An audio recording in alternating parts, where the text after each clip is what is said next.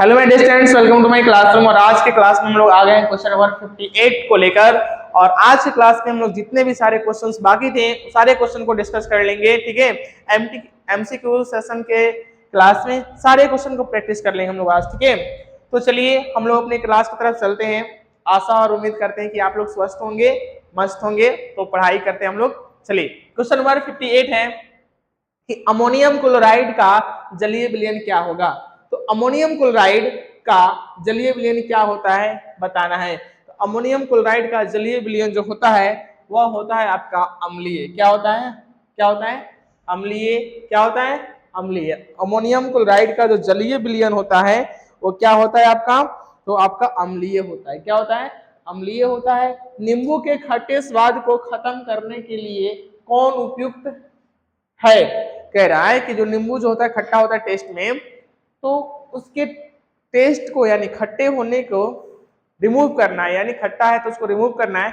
तो उसके लिए कौन सा सही होगा? उसके लिए सही होगा हमारा बेकिंग सोडा, क्योंकि नींबू क्या है? एसिड। और उसको जब कर सकते हैं तो बेसिक क्या कर सकते हैं? न्यूट्रल कर सकता है, जिसके लिए हम लाएंगे बेकिंग सोडा को। क्या लाएंगे?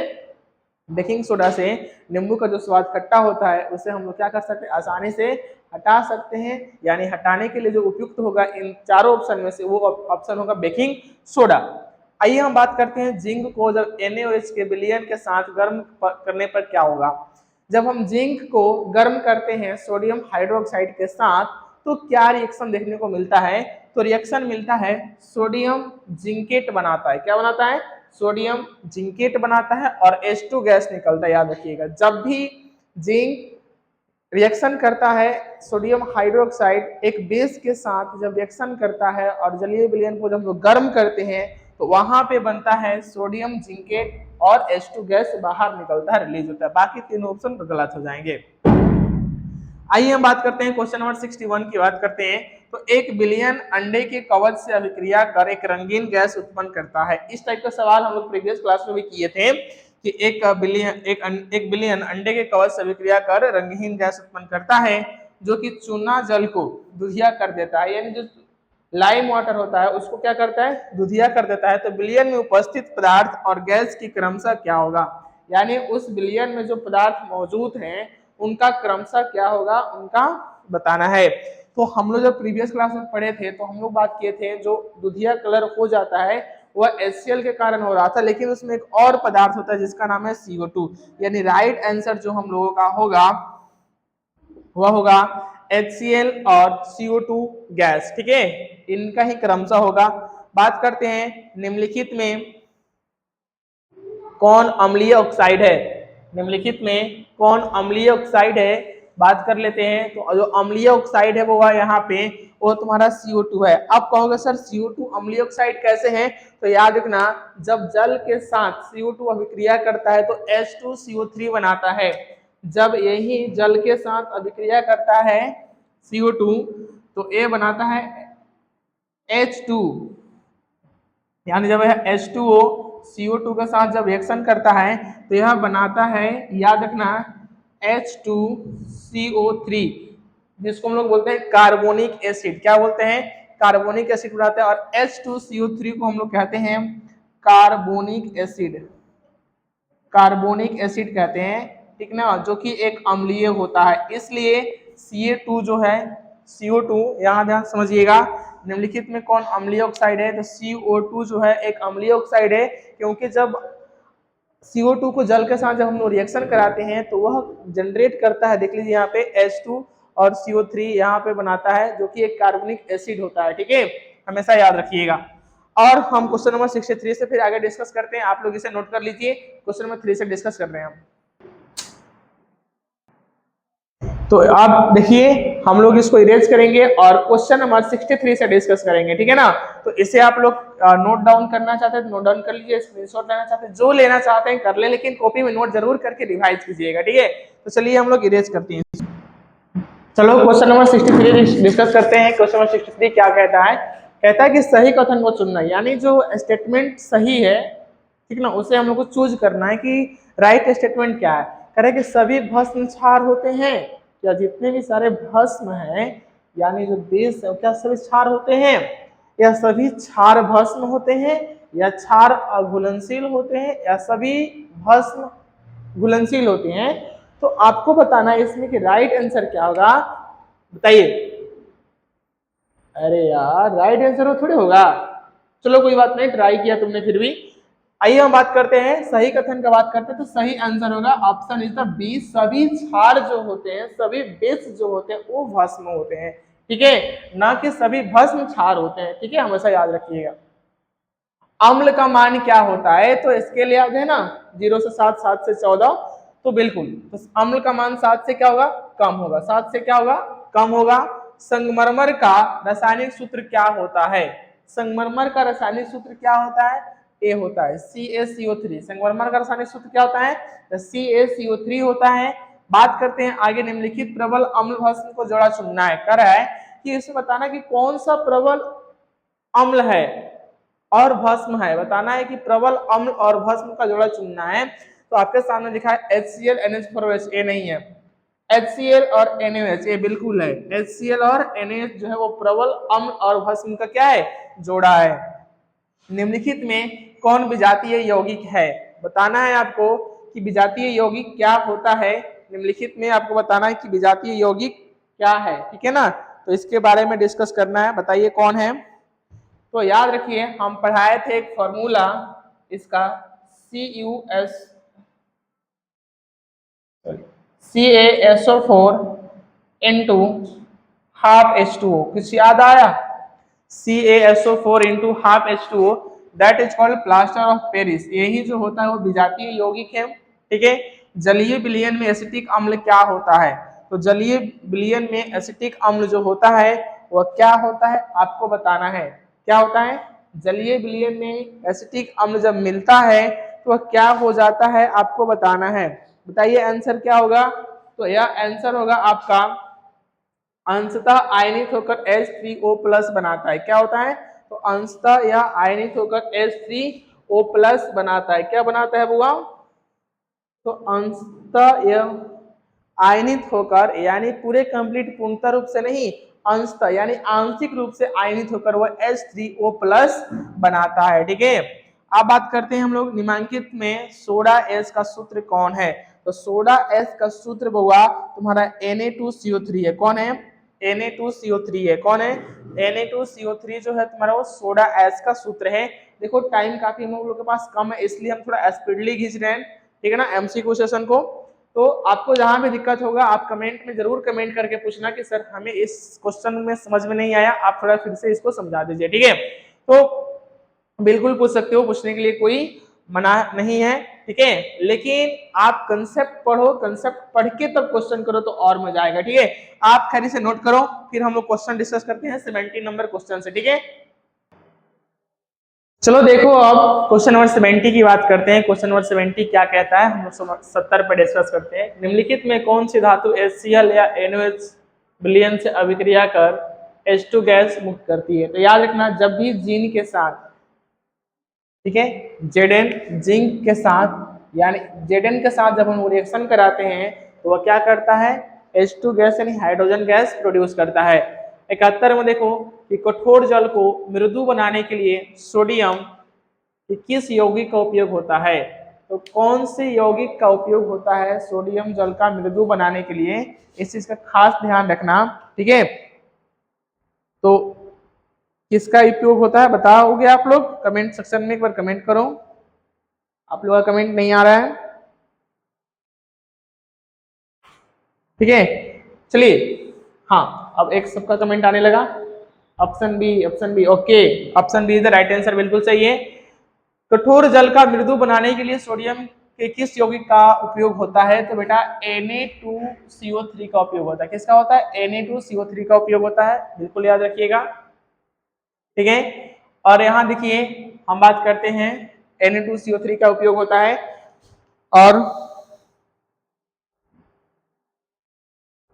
ठीक है, और आ जाइए यहाँ पे हमारा शरीर का जो पीएच होता है वो कितने के पास का इसमें बात का काम करता है, बताइए हमारा जो ह्यूमन बॉडी का जो पीएच वैल्यू होता है वो कितने के बीच में रेंज में काम करता है, बताइए। तो पीएच वैल्यू का रेंज क्या हो सकता है, तो 7 7.0 से लेकर 7.8 के बीच में, यानी option A is the correct. 7.0 से लेकर 7.8 के बीच में पीएस वैल्यू हमारा काम करता है, ठीक है, शरीर का। निम्नलिखित में कौन सा कथन सही नहीं है? इसमें बताना है कि विच स्टेटमेंट इज रॉन्ग, कौन सा स्टेटमेंट है जो कि रॉन्ग है, गलत है, इसे बताना है। तो पढ़िए पहले, कॉपर सल्फेट नीला होता है और अनाज कॉपर सल्फेट रंगहीन होता है। यह बिल्कुल सही है हुआ कि कॉपर सल्फेट जो होता है, अनार्ध कॉपर सल्फेट, वह क्या होता है, रंगहीन होता है, और कॉपर सल्फेट नीला होता है, ठीक है। आइए आगे बात करते हैं जिस्म का सूत्र। जिप्सम का सूत्र जो होता है CaSO4 × 2H2 होता है, और प्लास्टर ऑफ पेरिस का फॉर्मूला CaSO4 × H2 होता है। तो ये भी बिल्कुल सही है, कहीं से गलत नहीं है। आगे बात करते हैं विरंजक चूर्ण का सूत्र क्या होता है? CaOCl2 होता है। यह एक कीटाणुनाशक है, बिल्कुल है, बिल्कुल कीटाणुनाशक है, वह इंसेक्ट को किल करता है, मारता है। कौन? तो विरंजक चूर्ण। आगे बात करते हैं कि जल का अस्थायी खरापन दूर करने के लिए कैल्शियम और मैग्नीशियम बाइकार्बोनेट का प्रयोग होता है। नहीं भैया, जल का खरापन दूर करने के लिए इसका यूज नहीं होता है, यानी हमारा जो होगा इसमें रॉन्ग स्टेटमेंट वो हो जाएगा ऑप्शन नंबर डी, यानी विरंजक। देखो, जल का अस्थायी खरापन दूर करने के लिए हम लोग मैग्नीशियम और सोडियम बाइकार्बोनेट का यूज नहीं करते हैं, मैग्नीशियम और कार्बोनेट का या बाइकार्बोनेट का यूज नहीं करते हैं, याद रखिएगा। CaOCl2, अभी मैं यहाँ पे बताऊं विरंजक चूर्ण, देख रहे हैं कुछ, तो CaOCl2 यौगिक का प्रचलित नाम क्या है? तो आंख मूंद के आप टिक करोगे किसका? विरंजक चूर्ण, याद रखना। यानी हम लोग जो भी क्वेश्चन कर रहे हैं एक दूसरे से रिलेटेड क्वेश्चन है, और ऐसे ही एग्जामिनर एग्जाम में क्या करता है ना, क्वेश्चंस को चेक करता है बच्चे की माइंड की एबिलिटी को, कि बच्चे कर पा रहे हैं कि नहीं। अब विरंजक चूर्ण का फॉर्मूला क्या होगा? विरंजक चूर्ण का फॉर्मूला होगा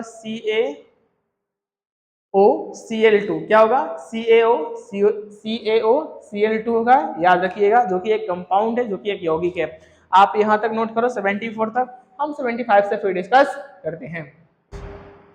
चलो क्वेश्चन नंबर 75 को डिस्कस करते हैं। क्वेश्चन नंबर 75 क्या कहता है? हम लोग का कहता है कि जिप्सम का अणुसूत्र क्या है निम्नलिखित में। तुम्हारे सामने 4 ऑप्शन दिया है, उसमें पूछ रहा है कि जिप्सम का अणुसूत्र क्या होता है बेटा।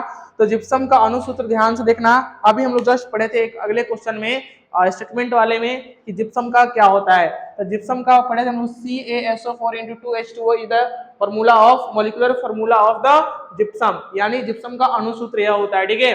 नेक्स्ट बात करते हैं बेकिंग सोडा, बेकिंग पाउडर का अणुसूत्र क्या होता है? What is the formula of baking soda, molecular formula of baking soda? तो ये होता है आपका NaHCO3, क्या होगा? NaHCO3, option C will be right answer. NaHCO3 जो होता है आपका बेकिंग सोडा का फॉर्मूला होता है।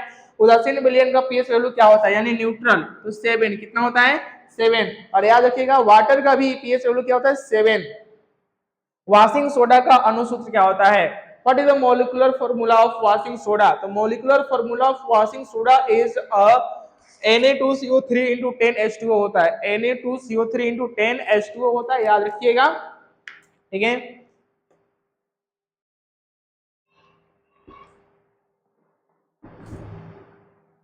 यहाँ पे देखिए वॉशिंग सोडा का जो अणुसूत्र है Na2CO3 × 10H2O is the right answer, ठीक है, ठीक है। आगे चलिए क्वेश्चन नंबर 79।